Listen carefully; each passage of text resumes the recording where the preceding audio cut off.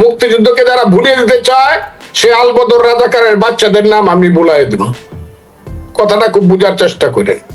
সেই এরা হলো আলবদর রাজাকারের সন্তান, যারা মুক্তিযুদ্ধ মানে না। এরপরে আমার নামে কত গালি হয়েছে গত 2-3 মাসে, বোধহয় কোটি খানেক গালি হবে, এবং সবাই জামাত শিবিরের ছেলেরাই যে ইউটিউব বসে আছে, এরা এমন গালি আমাকে দেয় যা পৃথিবীতে কোন মানুষের সন্তান আর একটা মানুষের সন্তানকে এই ধরনের গালি দিতে পারে, সভ্য মানুষের সন্তান আমি বিশ্বাসই করি না। যদি কোনো কারণে কোন মায়ের ঘরে তাদের যে মাই হোক, কোন মায়ের ঘরে যদি তাদের জন্ম হয়ে থাকে, তাহলে আমাকে তারা এই ধরনের গালি দিতে পারেন। আমি কি কইছি? মুক্তিযুদ্ধ যারা মানে না তারা আলবদর রাজাকারের সন্তান। কারণ আলবদর রাজাকাররা যারা মুক্তিযুদ্ধ মানত না, তো 99% মরে গেছে গা। কাজে এরা শুনছে ওদের বাপের কাছে, ওদের তোর দাদারে গাছ তুললে মেরে ফেলছিল রাজাকার হওয়ার কারণে, ওদের ওই জেদটা আমাদের মুক্তিযুদ্ধের প্রতি রয়ে গেছে। সেই আলবদর রাজাকারের সন্তানেরা মুক্তিযুদ্ধ মানতে চায় না। আমি গত 2 মাস যাবৎ ফাইট করতেছি জীবন মৃত্যুর মুখামুখি হইয়া। আমাকে আপনি আমেরিকার থেকে বলেন, আরেকজন অস্ট্রেলিয়ার থেকে বলে, আরেকজন লন্ডন থেকে বলে, সারা দুনিয়ার থেকে বলে, হাজারে হাজারে মানুষ বলে ফজলু ভাই আপনার সিকিউরিটি নেন, আপনি আপনার সিকিউরিটি নেন, আপনাকে কিন্তু মেরে ফেলবে। এবং প্রতিদিন আমাকে মৃত্যুর হুমকি দেওয়া হয়, যে কারণে আমি পার্কে 20 বছর যাবৎ হাঁটতাম, আমি কিন্তু গত 3 মাস যাবৎ পার্কে যাইতে পারি না, যাই না। আমার কথাগুলা খুব বুঝবার চেষ্টা করবেন। সেই মৃত্যুর হুমকি নিয়ে সত্য কথাটা, মুক্তিযুদ্ধের সত্য কথাটা বলে যাচ্ছি। কি সত্য কথা? সত্য কথা হলো, আমি বলছি মুক্তিযুদ্ধ হলো বাংলাদেশের মা। মুক্তিযুদ্ধ হয়েছিল বলে বাংলা মুক্তিযুদ্ধের রক্তাক্ত পেট ছিঁড়ে বাংলাদেশের মতো সন্তানের জন্ম হয়েছে। কাজে যারা মুক্তিযুদ্ধকে স্বীকার করে না, তারা সন্তানকেও স্বীকার করে, বাংলাদেশকেও স্বীকার করে না। মাকে যারা স্বীকৃতি দেয় না, স্বীকার করে না, তারা হইল কুলাঙ্গার। এখন আইসা দেখলাম যে এইসব কথা বলতে বলতে হুমকি দিতে, যখন দেখলো যে না, এক ফজলুর রহমান না, আরো ফজলুর রহমান দাঁড়াইছে, বিএনপির সমস্ত মুক্তিযোদ্ধারা দাঁড়াইছে। এখন আমাদের নেতা তারেক রহমান মুক্তিযুদ্ধ বলা শুরু করছে। ফখরুল ইসলাম আলমগীর, রিজভী সাহেব থেকে ধরে, দুদু সাহেব থেকে ধরে সব ছাত্র দল এখন মুক্তিযুদ্ধ বলা শুরু করছে, রাজাকার আলবদরের ফেস করা শুরু করছে। তখন আইসা গলা টান দিয়া বৈষম্য বিরোধী ছাত্র আন্দোলনের যারা এক সময় কইছিল যে মুক্তিযুদ্ধ বইলা কোনো নাই, কোনো কিছু নাই, ওই ছেলেটি মাস্টার মাইন্ড বললো না না না, একটা মুক্তিযুদ্ধ হয়েছিল, এটা মানতে হবে। এখন সবাই বলে খেলার নাম বাবাজি। মুক্তিযুদ্ধ নাকি হয়েছিল? শুধু হয়েছিল না, মুক্তিযুদ্ধ যদি কেউ না মানে, বাংলাদেশে তাদের রাজনীতি করার কোনো লিগ্যাল রাইট নাই, কনস্টিটিউশনাল রাইট নাই। কারণ কনস্টিটিউশনটা মুক্তিযুদ্ধের মধ্য দিয়ে। আমরা যখন এই শুরু করলাম, ডিফারেন্সটাও আস্তে আস্তে শুরু হইলো। কেউ বললো এটাকে আফগানিস্তান বানায় ফেলবে, কেউ বললো এটাকে সিরিয়া বানায় ফেলবে, কেউ বললো শরিয়া আইন করে ফেলবে, শরিয়া আইন করে অন্য সবাই যারা মুক্তিযুদ্ধ করে তাদেরকে দেশ থেকে বিদায় করে দিব। কেউ বলল এই দেশে আগে সবকিছু ঠিকঠাক হবে, এবং অত্যন্ত গোপনে মিটিকুলাসলি এখন আমার মাথার মধ্যে ঢুকছে। আমাদের প্রধান উপদেষ্টা জনাব ইউনূস সাহেব, এখনো রেসপেক্ট করি আমি বয়সের কারণে, উনি যে বলছিলেন এই ইংরেজিটা তখন আমার মাথার মধ্যে ঢুকে নাই, এখন ঢুকছে, যে তারা অন্তর্বর্তীকালীন সরকারের নামে ওই যে কালো শক্তি, 71-এর কালো শক্তির সমস্ত ইনস্টিটিউশন গুলা দখল করার সুযোগ দিছে। সচিবালয় তাদের দখলে, বিশ্ববিদ্যালয়গুলো তাদের দখলে, সমস্ত বড় বড় ইনস্টিটিউশন গুলো তাদের দখলে নিয়ে এখন বলতেছে আমরা হইলাম মহারাজা, ইলেকশন আমাদের যখন ইচ্ছা তখন করবো, আচ্ছা আগে স্থানীয় নির্বাচন হোক। এই কারণে আমাদের মধ্যে ডিফারেন্স হয়েছে। এই কারণে ছেলেরা যে পথে বসছে, সিংহাসনে বসছে, ময়ূর সিংহাসনে, গতিটা বড় তুলতুলে লাগে। আমাদের গ্রামে একটা কথা আছে, সিলুক দেয়। সিলেটে এবং কিশোরগঞ্জে বিয়াতে গেলে কয় দুলাবাইরে শালিরা সিলুক দেয়। ঘর আছে দোয়ার নাই, মানুষ আছে রাও নাই। রাও বুঝেন তো? ঘর আছে দোয়ার নাই, মানুষ আছে রাও নাই। দুলাবাইদের সিলুকটার অর্থ কি? দুলাবাই বলতে পারে না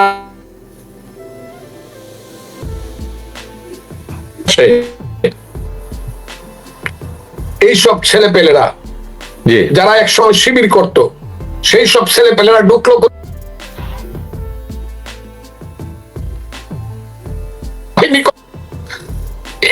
বঙ্গবন্ধুর নামে বক্তৃতা করলো প্রত্যেকদিন কান্দে কান্দা। এরা ক্যামোফ্লেজ করলো নিজেকে, লুকাইলো নিজেকে, গোপন করলো নিজেকে ছাত্রলীগের মধ্যে, ছাত্র দলের মধ্যে, সমস্ত দলের মধ্যে তারা লুকাইলো, যার ওই দলের স্লোগান দিল। কিন্তু যখন সময় আসলো সব রসুনের এক স্থান, তারা বলতে শুরু করলো না না না, আমরা তো সব হইলাম শিবিরের ভ্যানগার্ডে আমরা আন্দোলন করছি, আমি তো হিজবুত তাহরির, আমি তো আল কায়দা, আমি তো আরো আরো আরো আরো। তা শুনলে পরে শরীর কাটা দিয়ে উঠে, হায় রে বাংলাদেশ, মুক্তিযুদ্ধের বাংলাদেশ, আমরা নাকি এখানে আল কায়দা হিজবুত তাহরির করার জন্য আমরা নাকি দেশ সৃষ্টি। তারপরেও আমি ফজলুর রহমান আল্লাহ উপরে কোন গৌরব করি না, আমার মতো একজন নিরীহ লোক, আমি বললাম ঠিক আছে, আপনাদের সব মানি, আপনারা শরিয়া আইন করবেন করেন, আপনারা বাংলাদেশের মুক্তিযুদ্ধের নাম বদলায় ফেলবেন ফেলেন, ৭১ মুক্তিযুদ্ধ ছিল না করেন, ৪৭-২৪ কে মুক্তিযুদ্ধ ঘোষণা দেন। কিন্তু এইভাবে তো হবে না। যদি এটা ঘোষণা প্রতিষ্ঠিত করতে হয়, let us go to the people of the country, মানুষের কাছে যাই, মানুষকে জিজ্ঞাসা করেন ১৮ কোটি মানুষ হলো বাংলাদেশের মালিক। আপনি শরিয়া আইন করতে চান, আপনি ইসলামী দল করেন, ঠিক আছে যান। মানুষ যদি জামাতে ইসলামকে ভোট দেয় ২/৩, তারা কনস্টিটিউশন পরিবর্তন করে ইসলামিক রিপাবলিক অফ বাংলাদেশ লেখো। অন্য দলকে যদি দেয়, কমিউনিস্টদেরকে, তারা লেখো যে দেশ কমিউনিস্ট দেশ, এটা কিউবার মতো হয়ে গেছে। আবার কাউকে যদি ভোট দেয় গণতান্ত্রিক দেশ, গণতান্ত্রিক দেশ তো আছে পিপলস রিপাবলিক অফ বাংলাদেশ। কিন্তু পাবলিকের ভোটের মাধ্যমে আসতে হবে, পাবলিকের রিপ্রেজেন্টেশনের মাধ্যমে আসতে হবে পার্লামেন্টে। যারা মেজরিটি হবে তারা সবাইকে নিয়ে সংবিধান পরিবর্তন করবে। খালি বাক বাকুম করলে চলবে না। আমি একটা নেতা হয়ে গেছে, ৬,০০০ ভোট পাইছে, সর্বশেষ নাকি একটা লোকে ১৩,০০০ ভোট পাইছে। সে এখন বলে যে আমি তো তুরস্কের খলিফা, উসমানিয়া আমলের খলিফা, বাংলাদেশের নাকি উনি খলিফা। এবং আগামী ইলেকশনেও 10% ভোট পাইতে যে দলটির খুব কঠিন হবে, সেই দলটি এখন সারা দেশের সবাইকে ২ সাপের ১ বিষ নৌকার ধানের শীষ বইলা, বিএনপি হলো চোর, বিএনপি হলো সান্দাবাজ, ধান্দাবাজ, এরাও দেশ চালাইতে পারবে না, এক দল খাইয়ে গেছে আর এক দল খাওয়ার জন্য ইলেকশন চায়, এইসব কইয়া মাঠে মাঠে ওয়াজ মাহফিল সৃষ্টি করিয়া, ওয়াজের নামে রাজনৈতিক বক্তৃতা করিয়া এই দেশটাকে এমন একটা পর্যায়ে নিয়ে গেছে, যে পর্যায়ে গেলে পরে মানুষ মনে করবে এই দেশে বুঝি ধর্মের নামে ব্যবসা করার রাজনীতি ছাড়া আর কিছু নাই। এখন একটু দাঁড়াইছি, আমরা বলছি না না রে, আছি কিন্তু রে, মানুষ কিন্তু এদেশে আছে। মুক্তিযুদ্ধের মানুষের সংখ্যা হলো দেশে ৯০%। একটা লোক নামাজ রোজা তেমন করে না, একজন মুসলমান, কলকাতাতে ৪৪ সনে রায়ট হইল। সেই রায়টে ওই যে মুসলমান যে গাঞ্জা খাইতো, পয়সা পয়সা মদ খাইতো, তারা যখন শুনলো যে কলকাতাতে বড় মসজিদ ভাঙিয়ে ফেলবো, না খুদা মসজিদ,